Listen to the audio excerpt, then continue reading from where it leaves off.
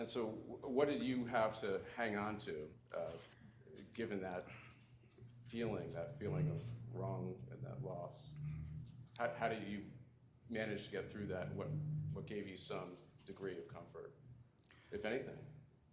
His memories were one thing, but his older brother Jake, to do our best for him. He was 7 or 8. He was also in Sandy Hook. He was the 3rd grade at the time, and seeing how he was struggling. So these twin things of making sure that Jake could have the best life for himself, and always remembering Dylan, keeping that memory safe, keeping that memory for us, and keeping that memory for Jake. He'll always have a younger brother.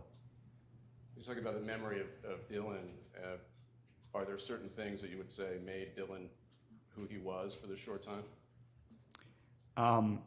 He had his quirks, autism, struggling with his speech, I mentioned. When he got really, really animated and excited, he would jump up and down and flap his hands. That's how he kind of got all the energy out, and he'd jump up and down and flap his hands, which was, you couldn't help but laugh. It was really cute. And he certainly was a servant to repetition. He liked to have an ordered day with specific foods and liked to know what is going on. And so our world would often revolve around him. If we're trying to plan a family trip out, is making sure that Dylan knew where we were going, what we were doing, when we'd be home, would he have his favorite things. So that also made it really weird when he was gone. We didn't have to do that. Yeah. And were these the type of memories that you were sharing at the memorial and that others were sharing? Yes, yeah. We shared a lot about, he loved the color purple. He'd come home from preschool with his big sheet full of purple dots.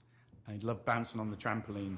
Our little lawn in England was probably not much bigger than the Jury area there, so we were happy to move here and have a bit more space, and bought a big trampoline, and the boys used to love bouncing on the trampoline. They worked out they didn't need to bounce.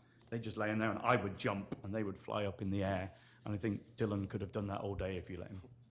And did thinking about Dylan, telling stories about Dylan, remember his existence and his identity, did you find comfort in that as you were trying to deal with the grief of losing him? Yes, incredibly. Like I say, I found that event to be uplifting, to be happy, to share the memories and remember him. It's amazing what you can pack into 6 or 7 years.